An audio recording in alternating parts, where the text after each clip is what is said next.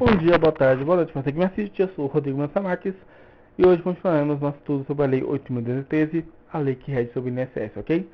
Sem mais delongas, capítulo 2 das prestações gerais, hoje a gente vai estudar das peças prestações, ok? Aqui a gente já tem um apanhado geral, tá, sobre elas, mas a gente vai estudar elas melhores nossas respectivas sessões, tá bom? Artigo 18. O regime geral de previdência social compreende as seguintes prestações, devidas inclusive em razão dos eventos recorrentes de acidente de trabalho, expressas em benefício de serviço. Ao segurado diretamente, o cara que estiver em dia com a previdência, ele tem direito a aposentadoria por invalidez, por idade, por tempo de contribuição, aposentadoria especial, que a gente vai ver mais pra frente, auxílio doença, salário família, salário maternidade e o auxílio acidente. Os dependentes do dessegurado vão ter à disposição a pensão por morte e o auxílio reclusão, tá bom? Já a ambos, ao segurado e ao dependente, eles vão ter direito a serviço social e a reabilitação profissional, ok? Tudo isso bancado pela Previdência, desde que o segurado esteja em dia, tá bom? Segue aqui o parágrafo primeiro. Somente poderão beneficiar do auxílio acidente os segurados incisos aí citados. É o que a gente acabou de falar, né? São aqueles segurados que estão em dia, que cumpriram os devidos prazos e que também cumpriram a carência, que já vê na aula que vem, tá bom? O parágrafo segundo diz o seguinte: o aposentado pelo regime geral, que permanecer em atividade sujeita a esse regime, e ao retornar, ele vai ter que contribuir, né? O cara que se aposentar, mas continuar trabalhando registrado, ou voltar a trabalhar, ele vai voltar a recolher e ele vai ser cessado do benefício, ou ele não vai se iniciar, tá bom? Exceto o salário família e a reabilitação, né, quando empregado, tá ok?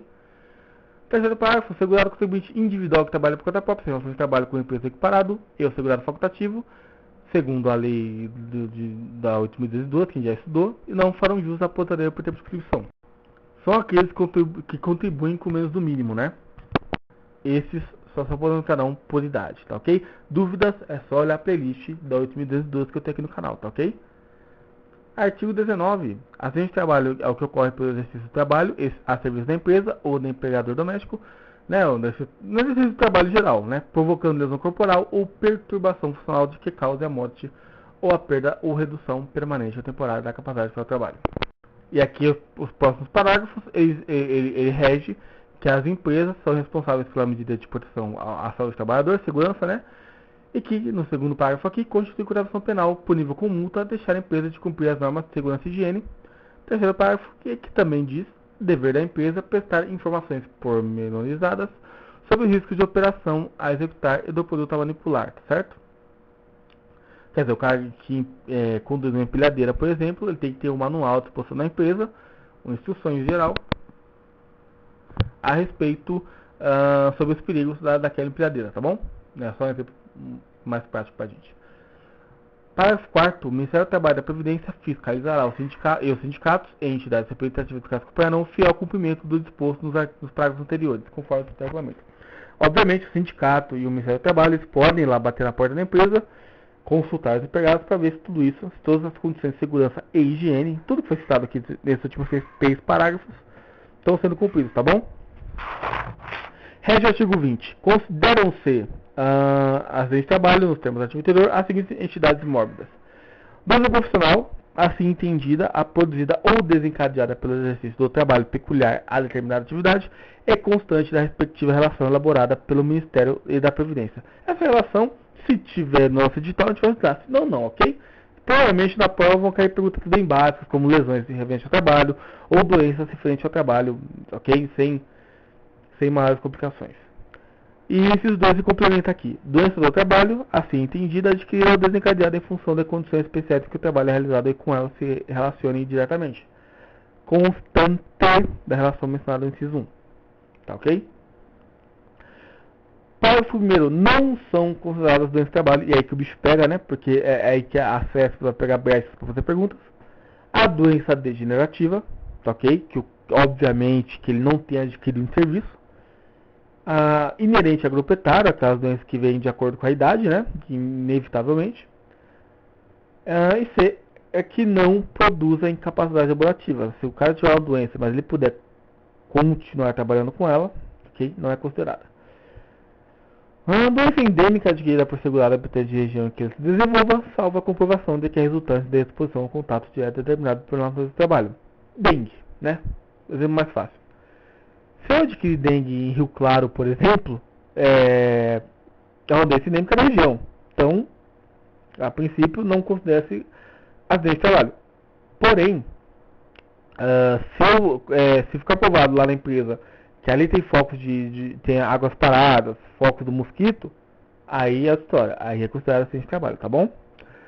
Diz o parágrafo 2º. Em caso excepcional, constando que a doença não é incluída na relação prevista no inciso 1 desse artigo, resultou das condições especiais em que o trabalho é executado em coerência ao restante, a Previdência Social deve considerá-la acidente de trabalho, tá bom? Então, apesar, por exemplo, do cara se machucar e isso aparentemente não tiver, ou doença, isso não tiver relação com o trabalho, isso vai ser passado por perícia, ok? Artigo 21. Equiparam-se também ao acidente de trabalho, para essa lei, o acidente ligado ao trabalho que, embora não tenha sido a causa única, haja contribuído diretamente para a morte do segurado, para a redução ou perda de sua capacidade para o trabalho, ou produzido a lesão que exige atenção médica para a sua recuperação. O exemplo básico é aqui a bexiga cheia, né?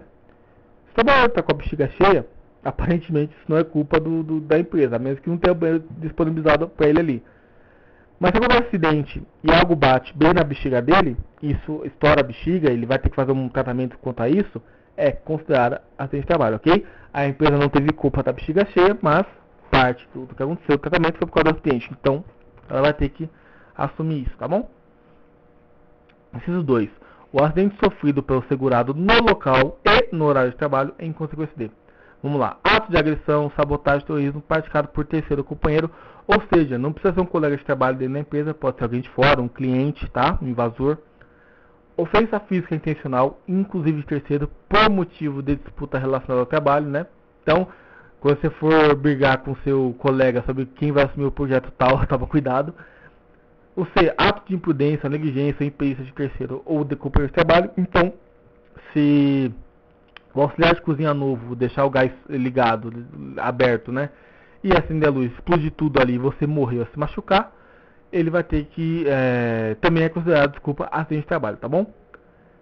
Ato de pessoa privada do uso da razão, né? Então, se algum deficiente mental, deficiente intelectual, sem gozo das suas faculdades mentais, machucar você no seu local de trabalho, também é considerada, local de trabalho, né? Dentro de outras situações que a gente já viu aqui, também é considerado acidente de trabalho.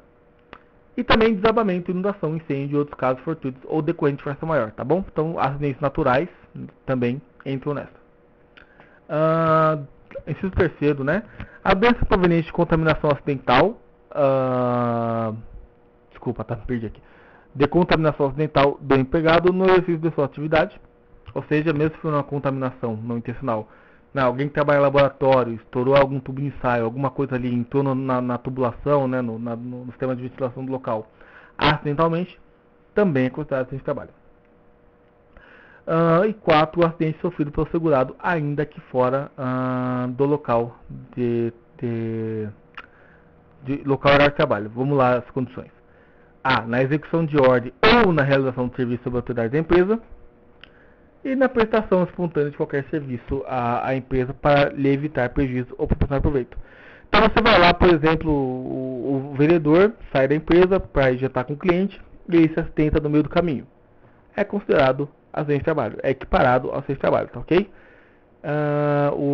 Também, por exemplo, o cara que trabalha na mercenaria, ele vai lá na casa de algum cliente, fazer uma instalação, algum reparo, e lá ele se machuca, ele cai da escada, por exemplo, também é acidente de trabalho, ok?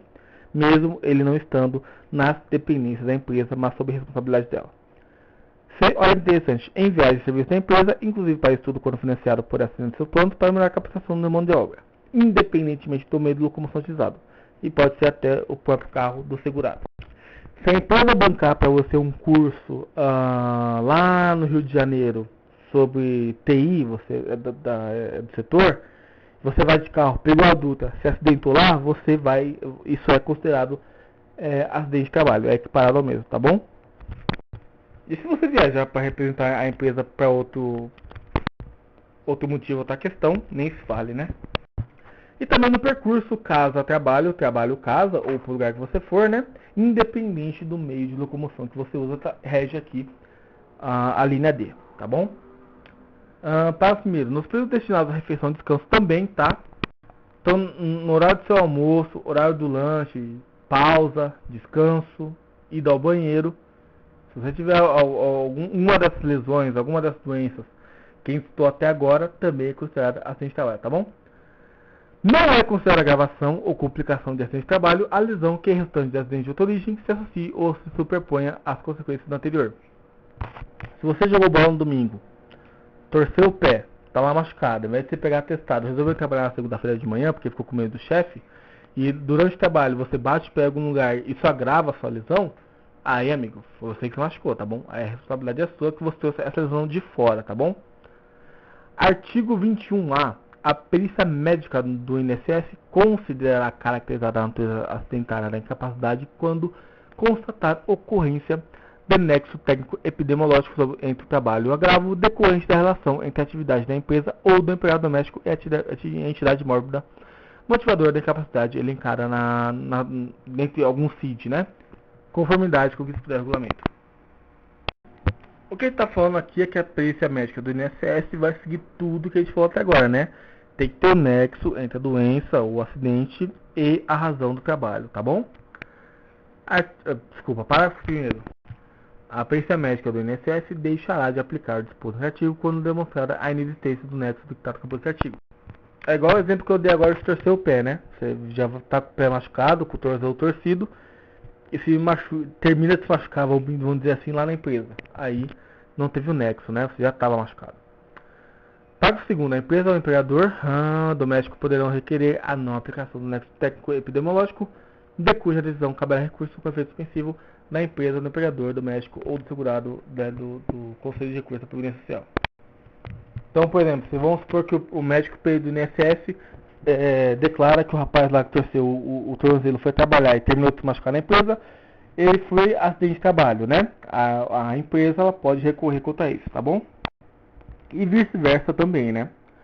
Artigo 22. A empresa ou empregador doméstico deverão comunicar o acidente de trabalho à Previdência Social até o primeiro dia útil da ocorrência, ok? Só que, em caso de morte, de death, de imediato a autoridade competente, sob pena de multa variável entre o limite mínimo e o limite máximo de contribuição, sucessivamente aumentada nas reincidências aplicadas com a Previdência Social. Resumo da história. Teve algo que a lei considera ou equipara a acidente de trabalho. A empresa tem a obrigação de, até o primeiro dia útil, comunicar à Previdência Social que teve acidente. Se nesse acidente o trabalhador morreu, isso tem que ser comunicado imediatamente à autoridade competente, tá bom? Mesmo que não seja ali um dia útil, tá bom? Caso contrário, ela vai receber uma multa que varia entre o limite mínimo e o máximo da contribuição. Isso é aumentado a cada residência, tá bom?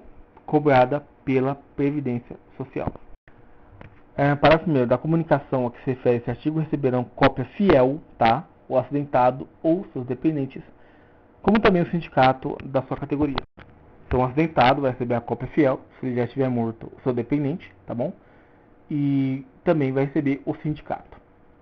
Embaixo a gente vê aqui, na falta de comunicação por parte da empresa, pode ser formalizado também pelo próprio acidentado, seus dependentes, o sindicato e até o médico que atendeu ele, ou até qualquer autoridade pública, não prevalecendo nesse caso o prazo previsto no artigo.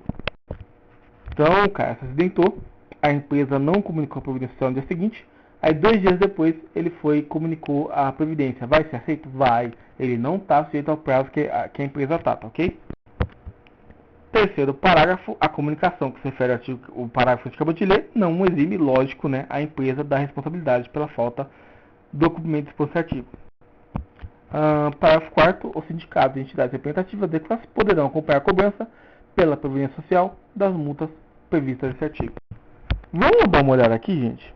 Ó, parece um parágrafo simples, né? O sindicato, obviamente, ele pode, caso a empresa não comunique o acidente do trabalhador, ela vai ser multada, como a gente viu aqui, e o sindicato ele pode acompanhar essa cobrança, ele quer garantir que essa cobrança seja realizada. Ok. Mas ele só pode fazer isso através da Previdência Social. Não pode o representante ou o presidente do sindicato bater lá na porta do RH da empresa e perguntar como é que está rolando isso, ok? É pela Previdência Social, tá bom? Não esquece disso, porque é uma brecha deliciosa para brincar com a gente.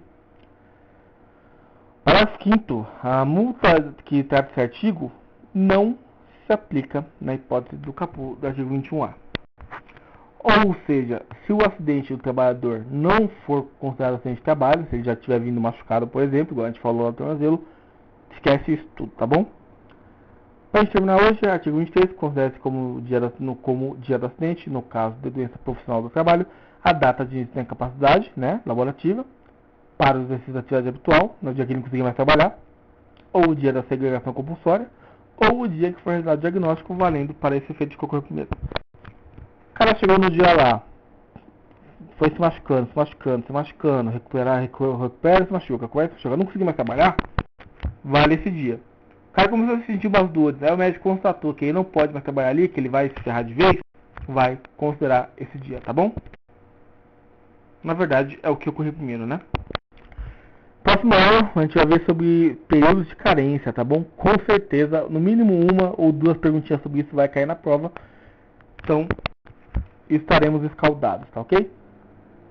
Dúvidas, comentários, sugestões, correções, à vontade aí nos comentários do YouTube ou nos meus contatos pessoais que estão na descrição do meu vídeo.